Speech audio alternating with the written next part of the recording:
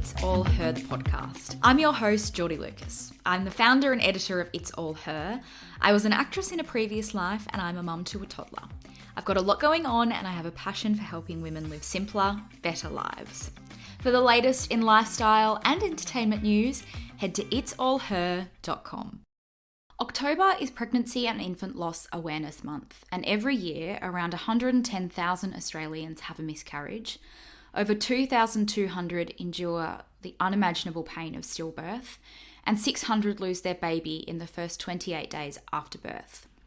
And then there are some women, like our guest this week, who receive devastating diagnoses for their children in the first few months of their lives. In March of 2017, Rachael and Jonny Casella welcomed their beautiful baby girl Mackenzie into the world. Their newborn baby bubble of bliss was burst when Mackenzie was just 10 weeks old, when they were told that Mackenzie had Spinal Muscular Atrophy, or SMA, and that she would likely pass away before her first birthday. I reached out to Rachael to see if she would come on the podcast to share her story, not only for Infant Loss Awareness Month, but to also raise awareness for genetic screening, something that she and her husband tirelessly campaigned for after losing Mackenzie. This is a story of heartbreaking loss, and Jonny and Rachael's mission to honour their daughter and give her a brother or sister. We simply couldn't fit Rachael's story into one episode, so part 2 will be released later this week. Here's part 1 of Rachael's story. Rachael, thank you so much for joining us this week on the podcast. You're joining us for Infant Loss Awareness Month, and you lost your beautiful little girl Mackenzie when she was just 7 months old. Can you tell us her story? Yeah, well, firstly, thank you so much for inviting me on the podcast. I cherish any time someone wants to talk about some of these hard topics, and on a personal level want to hear about my daughter. So thank you. Mackenzie, the greatest gift of my life. She was a very, very planned for baby. I did everything that I could in preparation to get her. She was born on the 11th of March 2017 and just immediately lit up my husband, Jonny, and my life. For any parent, you know that feeling when you suddenly feel like you've joined this awesome club and you're complete and you are looking at this little human going, oh my gosh, they're mine. How did my body create this incredible little thing? It's just mind-blowing. And so we had 10 weeks of pure bliss with her. Together as a family, we actually had 8 weeks. It was lovely. My husband took 8 weeks off. So we got to really have that time as a family. He went back to work and Mackenzie and I got into a nice little pattern for 2 weeks, and then everything in our life just completely imploded and was changed forever. It was noted that she wasn't moving the way that she was supposed to for a 10-week-old. And we quickly took her to a GP, then a pediatrician. And within 2 days of it being highlighted to us that she wasn't perhaps moving the way she should, she was given a terminal diagnosis. We were told that she had spinal muscular atrophy, which is a genetic condition, that it was terminal and she likely would pass away by the time she was 8 months old. So to go from, like, we had absolutely no inkling, like nothing. We were first-time parents. We didn't know she wasn't moving the way she should be. And so we literally went from everything's fine to your baby's going to die in 2 days.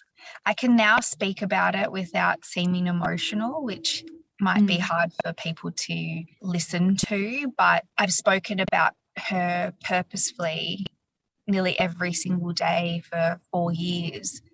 Yeah. And I've done it to create education, but I need to do it also in a way that I can protect myself, and that I'm not, breaking down every single day. But it does happen, I assure you. She passed away when she was 7 months and 11 days old. She passed away in our arms at Sydney Children's Hospital. She had caught the common cold, and SMA babies are not able to cough. What SMA does is it's a motor neuron condition, which means that the motor neurons in her spinal cord are not firing and being able to direct messages to the muscles. So their muscles, they can't move.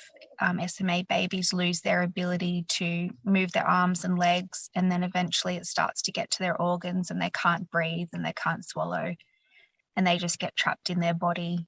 And yeah, if they get a cold like Mackenzie did, they can't move the mucus on their lungs, so her lung collapsed. And then she got internal bleeding from the feeding tube, and we just couldn't stop it. We couldn't get her home. Yeah, she lost her beautiful little life. I'm so sorry. Thank you. Can you take us just back to hearing the diagnosis and perhaps giving us a bit of an insight into how you functioned from that 10-week-old diagnosis to her being 7 months and passing away? I know that you filled that time with a lot of joy and tried to give her as much experience and love as possible. How did you find the strength to do that? It's so strange because, as a lot of parents who have lost children will know, or parents who have a sick child would know, so many people say, "You're so strong. I don't know how you've done it. How have you done it?" And I don't think any of us really have an answer. You literally have no other choice. I mean, you can choose how you deal with it, I suppose, and I can get into that, but you literally just have to survive. The days after her diagnosis, well, the day she was diagnosed, I honestly think, like, I don't actually know how my body kept functioning. Like, I remember it going into overdrive. I remember feeling nauseous and like I was going to faint. I remember the room spinning. If anyone knows that feeling of where you're going to faint, you get like a really loud rushing noise in your ear.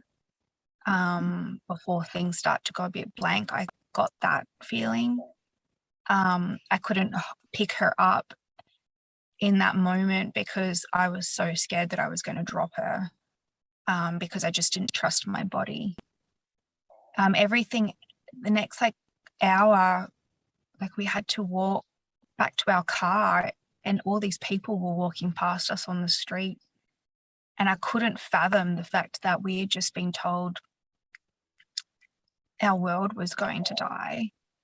Yeah. But everyone else was so oblivious and the sun was shining. And I remember I wrote in my book that we walked past this guy on the street who I'd walked past before. He was, a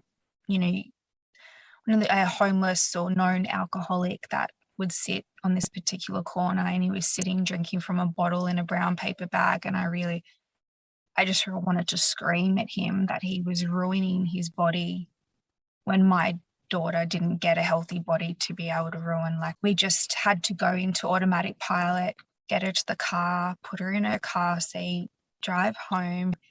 And I still don't know, like, how did my body not just completely disintegrate? Yeah. Like, it just felt so wrong that I had to still go through the motions. So I actually don't know, except for the fact that your body just keeps going. And for the next few days, I sat on the couch and I couldn't eat, I couldn't sleep. All I did was hold her and beg the universe to take me instead, that I wanted to wake up from this dream.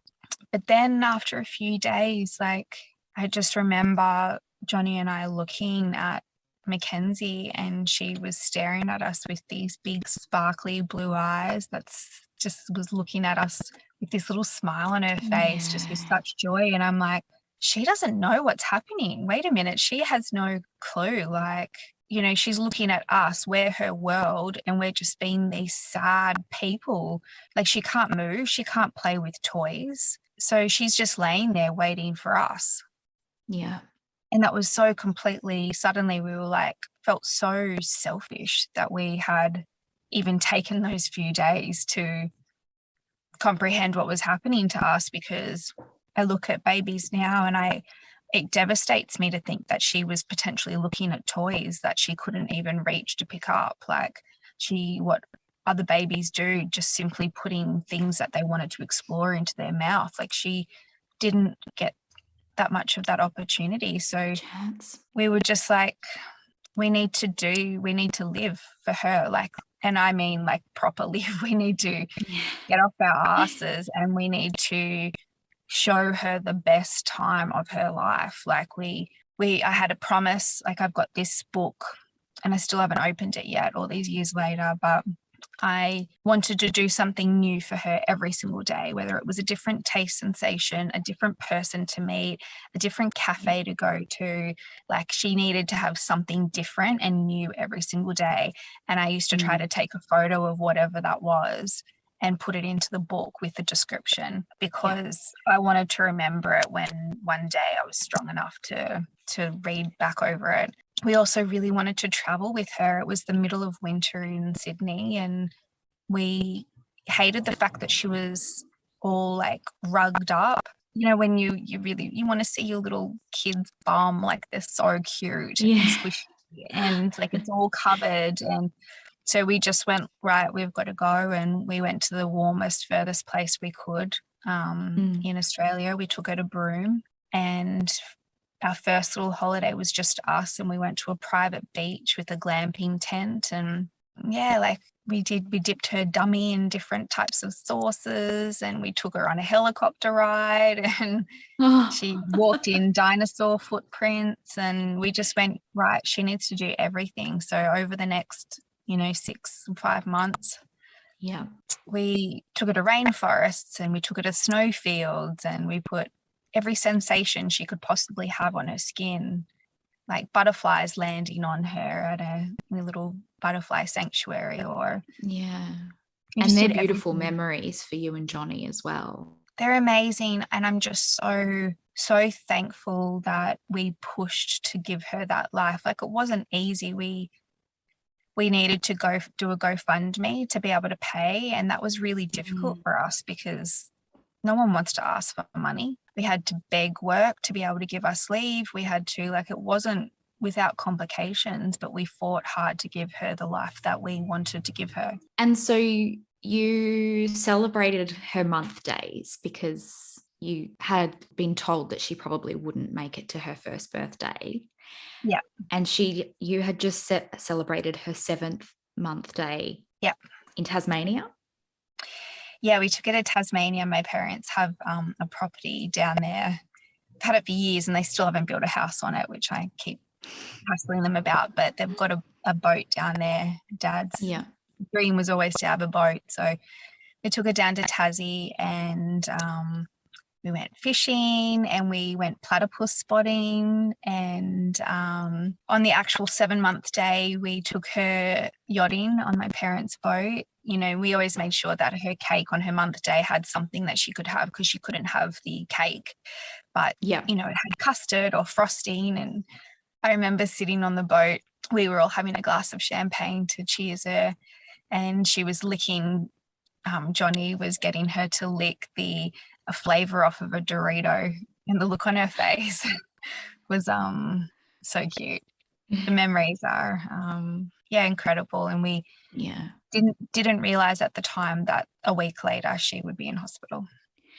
Just before we get to her being in hospital, you talk about on socials both yours and Jonny's parents, and I can't even imagine the pain that they would go through watching their 2 children go through this.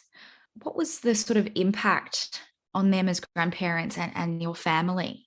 Pretty significant. I don't think we all realised, we knew very quickly that Jonny and I had developed PTSD after everything, and especially the time in the hospital. But it wasn't until our son came along that we realised that the parents probably had a little bit as well. The impact on them was really great. I'd never seen my dad cry. I think once when our dog passed away, but he wouldn't let us see his reaction, very stoic. And he would just, like everyone, but I suppose he was the greatest impact because I hadn't seen it before, but Mm. we would all just burst into tears. And I remember seeing him bursting into tears, and it was just such a shocking image, a beautiful image in that it was nice to not feel alone. Yeah. But it was quite impactful. Both dads said to, like, I remember Jonny's dad said to him, and my dad said to me, you know, as a dad, you're supposed to be able to fix things. And I'm so sorry, I can't fix this. I have images of the grandparents of different times, you know, my dad crying, Jonny's dad saying that. Even though I wasn't there, I have been told in detail that when we messaged to say that she had passed away, Jonny's mum was down the street from our house and basically just came screaming, running towards the house because they hadn't got reception in our house, and that's how they found out. And my mum being in the hospital and needing to leave the room while Mackenzie had to have suctioning. Like, I've got images of all of them, and I think the impact is really great. And it's very hard now because I know we'll get to it, but after a long fight to get our son now, they can't see him because of COVID. And that's really damaging for them because, you know, they're working through their own grief and PTSD. So after her 7-month day, she fell ill with a cold. And as you said, SMA babies, because they can't move the mucus from their lungs. When you were taking her into the hospital, was there a feeling inside you that this was it? No, not for me. For Jonny, there was. Yep. We've spoken about it. I was quite shocked because I was literally just sitting on the couch with her and she just turned blue in my arms.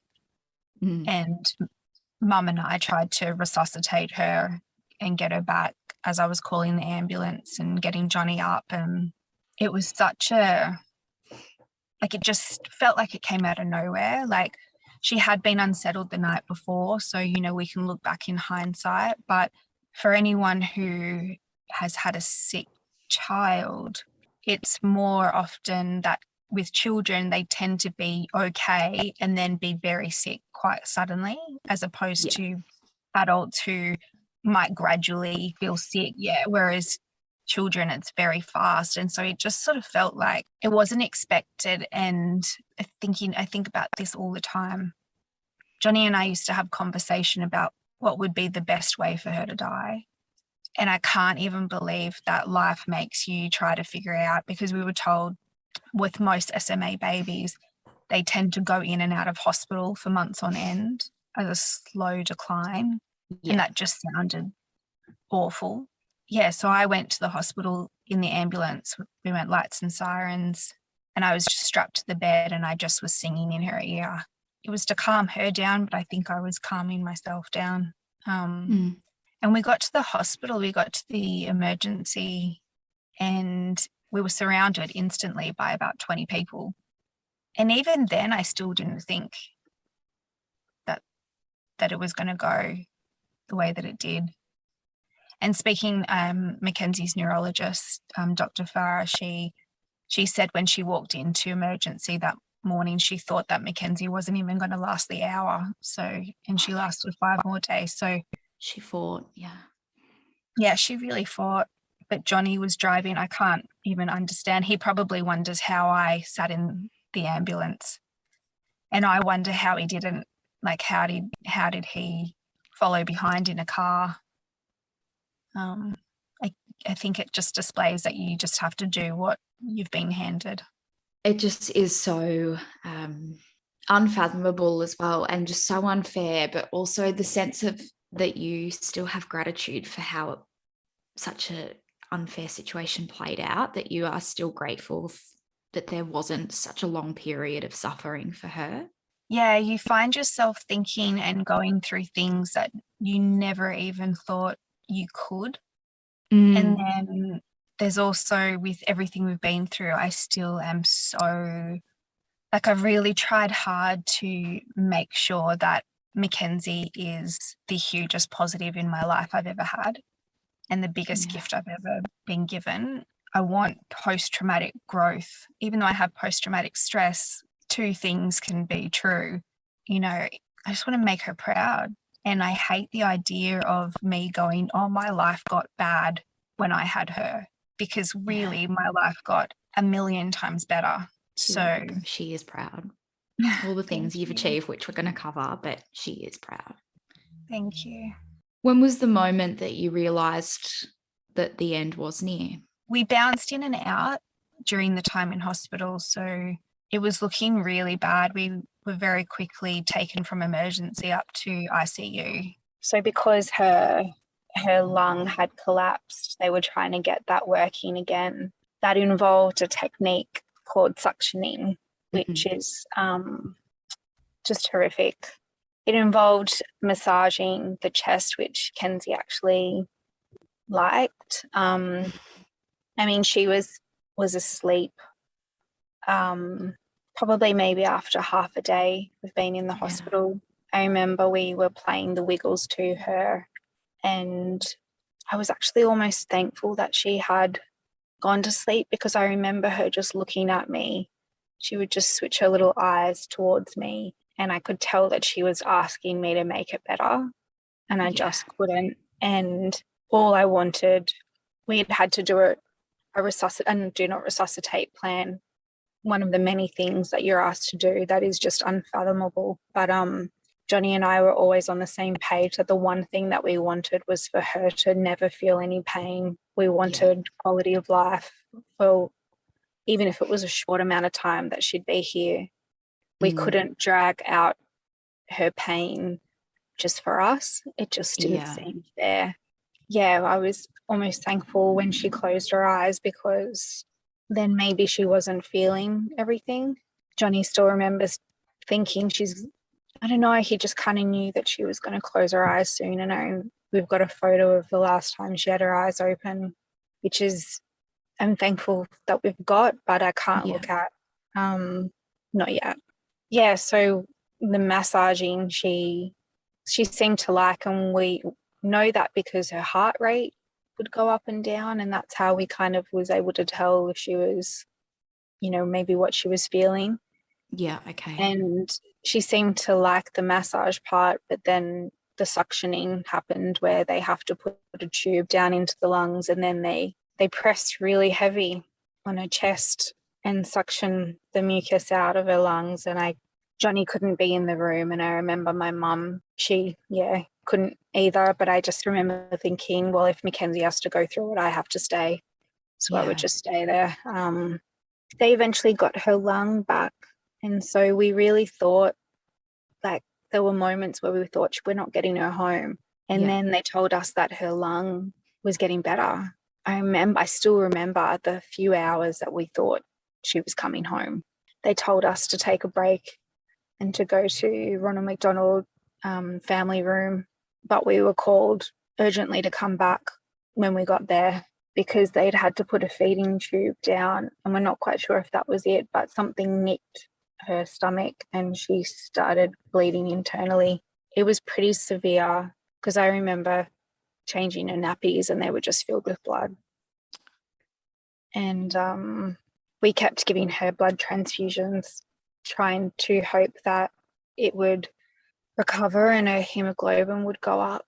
When that started happening, that's probably when I started to think maybe she wasn't coming home. I just remember this constant fight, because her hands and feet were so cold, and I wanted to warm her up, so I'd put blankets on her, but her temperature was so high, and I didn't even realize at the time that her hands and feet were cold because her body was shutting down.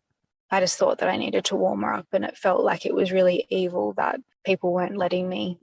Yeah, I didn't realize that she was going. I think I had hope up until the end.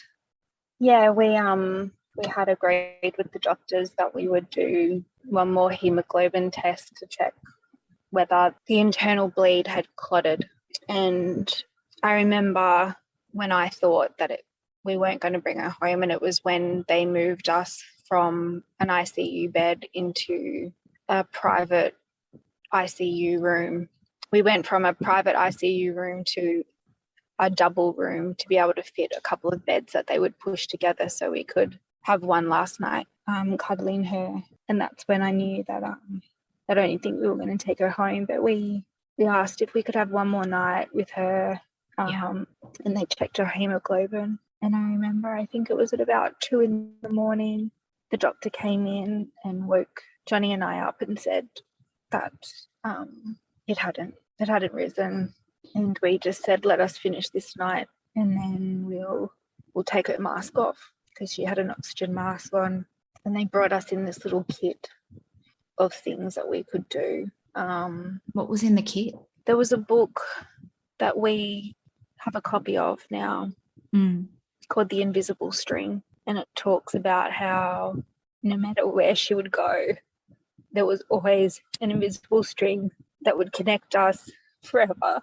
We had scissors and like little plastic sort of clips for us to be able to take clips of her hair, which felt really wrong, but it was the only thing that I could keep of hers. It had nail polish and we went to do it, and then we thought, no, she's so perfect, like we can't do that. So instead we decided that we would do one toenail on us, called our Mackenzie toe, and we still have it. We will for the rest of our lives. We have one toenail that's painted, and when we get together as our family with the cousins and the aunts, the uncles and the grandparents, we top each other's Mackenzie toe up. Does Isaac have his Mackenzie toe yet? Yeah, he got his first Mackenzie toe, a little dot of blue nail polish. Yeah, it was beautiful. The parents came in the night before when we had moved into that room. Yeah. Before we knew for sure, but we knew. They came in, and all the aunts and uncles and cousins, they came in and said goodbye. The grandparents read their final book to her, which was really devastating to watch. It was a beautiful time. We have this, it probably sounds really inappropriate, but I don't mind sharing because I think it's beautiful. Jonny is like a really singy, dancey type of guy, and he just makes up really fun little things. Like we have so many things to do with her that he's made up that have become tradition. Yeah. And I remember when she was really little, he was asking me, like he didn't know how to clean her. And he was like, what do I do with this like vagina? And he was playing around, and he did this little thing where he just sort of did a bok bok, and he just did like a little cute little pinch thing. And over the 7 months, he showed the family, who all looked at him and rolled their eyes because they know what he's like. But I remember my mum did it to Kenzie, and then my dad did it to Kenzie, and then Jonny's mum, this was over the 7 months, slowly they got up the courage to do this little bok bok. And I still remember the only person who hadn't done it was Jonny's dad, and we were in the hospital, and it was his last chance, and he did the little bok bok. And I think he's really pleased that he did it. Yeah. Happy he is too. Yeah. We just couldn't believe that we were there. We couldn't believe that she wasn't going to have a life. Yeah. So the next morning we woke up and we played some wiggles to her, and we told the doctor it was time, which was the hardest thing to do. How do you even say those words? We wanted to be there forever, but it just wasn't fair for her. They gave her all the medication, so she wasn't going to feel anything. We were assured that basically she hadn't felt anything for a few days now, which we were relieved about. They said that when they took the oxygen mask off, it might take hours, and that really scared us. So they took her oxygen mask off, and I just remember it was just the two smallest little breaths. Then she was gone. Yeah. And I still remember like the doctor was taking photos for us, which I know sounds really weird, but they were our last photos of her. And we just hugged her, and cuddled her, and she just felt like I could just feel she was going from warm to cold. And we washed her and I gave her a fresh nappy and put her in her little Bonds onesie and clipped a dummy clip to her, and we wrapped her up, and they were going to take her from us, but I couldn't. So Jonny and I walked her down to the morgue and just popped her down on the table. They put down blankets so she wasn't going straight onto the cold, and but they were the baby hospital blankets that you take them home, and just felt so, I don't know, just like it's wrong contrast of these baby blankets that they're wrapped in when they first were born, and then that's what she was going with, and we had to find our way out of the hospital and walk away without her. Oh, Rachel, I'm so sorry that you have experienced this. Thank you. Those first few hours and days without her, can you talk us through that time, if you're comfortable? Yeah, we had been in the middle of moving houses because we needed to be closer to Sydney Children's Hospital. So the last time that I saw our old house was, well, the last proper time was when I was getting in the ambulance. The 5 days we were in the hospital, my parents and Jonny's parents were packing up and moving the house for us. And we just knew that we couldn't go back to that house, to the new house, to the old house. So our family had paid for us to have an apartment for a few nights, and they got this apartment just above Speedo's in Bondi Beach. It was the strangest thing. We left the hospital and it was the sunniest day, and we had to go and pick up the keys for this apartment, but the organizer had stuffed up and the apartment keys weren't there. It was just such a strange thing that we were like having to deal with this life, like a mundane life issue. We literally, like, our daughter had just died. We had left the hospital and we were trying to find keys to this apartment to go and curl up in. It was the strangest thing. And I remember we had to fill some time and we just sat on the side of this road just staring, and then went, well, we're going to need some stuff so we don't have to leave this apartment. So we went and got a couple of supplies, and one of them was a bottle of wine. Yeah. Which was strange, because I hadn't drunk in ages. I was breastfeeding, but something pulled us to it, and the first bottle that we saw as soon as we walked in the store was called This Little Piggy. This thing that we did with her, and that gave me enough to be able to get enough energy to get into that apartment. And I just went under the covers, and I don't even know how long I was there, a day. I just remember each of the family or the parents coming in and kissing me on the forehead, and I would just pull the doona back over me. I didn't want to speak. I didn't want to see anyone. They all sat in the living room with Jonny. I think I emerged because I was still breastfeeding, so I had to express milk because I needed to try to stop my supply. Yeah. Jonny said that one of the saddest images he's ever seen is me sitting in the shower with the water going over me, as I just expressed. It was really brutal. I actually remember expressing some into a cup and walking down by myself to the water in Bondi and just sitting in the rock pools and letting the water take the milk away. But we had this really beautiful moment where Jonny and I were just sitting on the balcony looking out at the water, not speaking. And both sets of parents were off on a walk together. We saw these whales breaching out in Bondi, and they were playing, and they were just dancing around and spraying water. And we messaged the parents because it felt really special, and we said, there's whales out there, and they said, yeah, we're on the point opposite you, which we've just found out is called Mackenzie's Point, and we're watching the same whales. All these little signs. We felt like that was her. Yeah. There's not a doubt for us that was her. We actually went whale watching on the 1-year anniversary of losing her, and the first whale that we saw was a mum and her calf. Just felt really special. It's the same with everything. I don't know how we got through those first few days. I was in pure agony.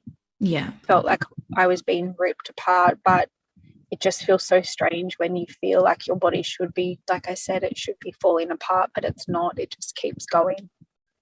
And again, like what you said before, was that the world keeps turning, even though yours has just been torn apart. It felt really cruel that people were laughing. Like, we were sitting in Bondi watching, and there was just, everyone was having the best time. It just felt so completely polar opposite of what was happening inside that little apartment. For the next 2 weeks, I had focus because I needed to plan her funeral. Yeah. And we had decided that we were going to just do a family funeral with we're not religious. And I just didn't want someone standing up there talking about her when they didn't know her.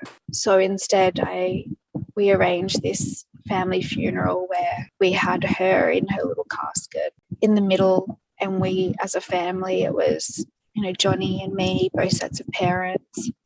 It was Mackenzie's aunts and uncles and the cousins. And we all just sat around in a circle. So she was surrounded, and we all held one of her toys. And we all had a drink, and we all told stories about Mackenzie that we had loved and that we were going to have as a beautiful memory.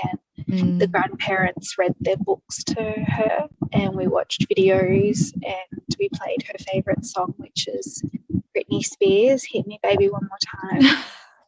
It was the song that always got her to go to sleep, always got her to stop smiling, stop crying and start smiling. I've got a video on my Instagram. We've got quite a few, but I've got this one where we were in Byron and she was crying, and we were recording it because we knew what her reaction would be, and we start playing Bit Britney, and straight away she just stops crying. Oh my God, that is amazing. Yeah, she had taste. It was such a hard day, but I'm really proud of the way that we had that day, because we did a group. After that, we did what we called a farewell party, which we decided would be the first birthday that she never got. So it had flowers and unicorn pinata and pictures of her everywhere. It was in Centennial Park, and we had 100 balloons, and people made cupcakes, and we got the celebrant, who was a friend of ours. She did the farewell party for Mackenzie, and we both said a speech. But then as a group of a couple of hundred people, I think we all sung Britney to her and, released the balloons for her to play with. That was part 1 of Rachel's incredible story. You can stay tuned for part 2, which will be released later this week.